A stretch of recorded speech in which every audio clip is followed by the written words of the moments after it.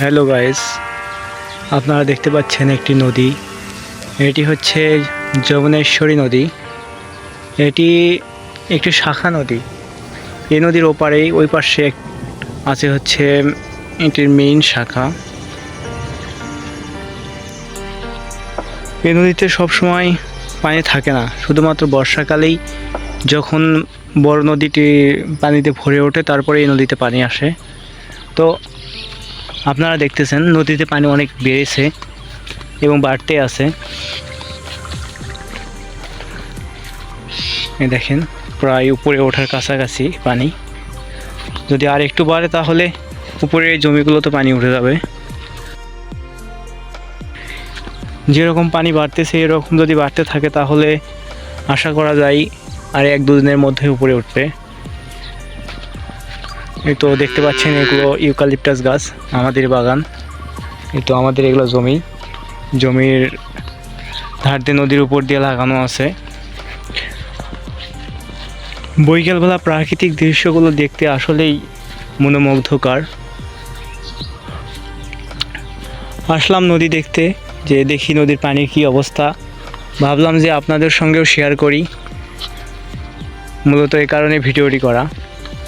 আসলে আমি সচরাচর ভিডিও করি না, বাট আজকে ভাবলাম যে একটি ভিডিও করি, দেখি আমার বন্ধুদেরকেও দেখাই।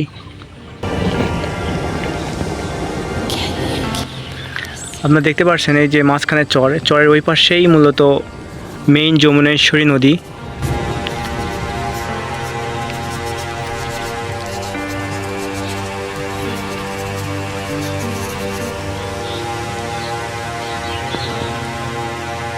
আপনারা দেখতে পাচ্ছেন এই নদীতে কোনো স্রোত নাই, স্রোতবিহীন একটি নদী। এই নদীতে স্রোত তখনই হবে যখন এই দিক দিয়ে পানি ছুটবে। এখনও এই দিক দিয়ে পানি আসা শুরু করেনি। যখন এই দিক দিয়ে পানি আসবে তখন হালকা স্রোত যাবে, অতটা বেশি স্রোত হয় না এখানে। মূলত স্রোত ওই নদীতে, এই নদীর ওই পারে যে নদীটা আছে মেইন যমুনেশ্বরী নদী। এখানে আসলে অনেক মাছ হয়, অনেকেই মাছ ধরে, অনেকে জাল দিচ্ছে নদীর মাঝখানে, আপনারা দেখতে পাচ্ছেন হয়তোবা।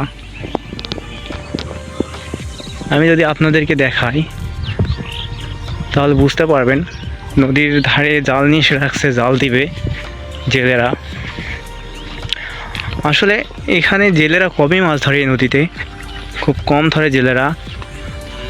নদীর পাড় দিয়ে যারা আছে কৃষিজীবী মানুষ, তারাই মাছ ধরে এই নদীতে।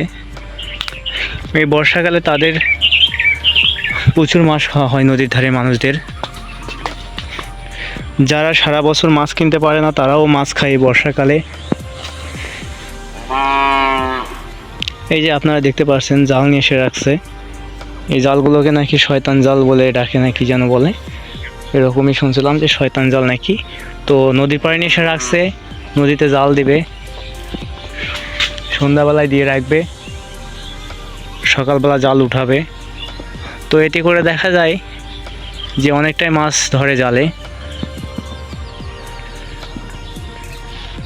তো যাই হোক, বর্ষাকালে আসলে নদীর পাড়ে মানুষদের মাছ খাওয়ার একটা ধুম। নদীর মাঝখানে অনেক শ্যাওলা, অনেক আগাছা। যেহেতু স্রোত নাই এই কারণে আগাছাগুলো বড় হয়ে গেছে, যদি স্রোত থাকতো আগাছাগুলো থাকতো না। যাই হোক বন্ধুরা, আপনাদেরকে দেখালাম বিকালের দৃশ্য। বৈকালবেলা আসলাম নদীর পাড়ে, প্রাকৃতিক দৃশ্য আপনাদের সঙ্গে শেয়ার করলাম। ভালো থাকবেন, সুস্থ থাকবেন, আল্লাহ হাফেজ।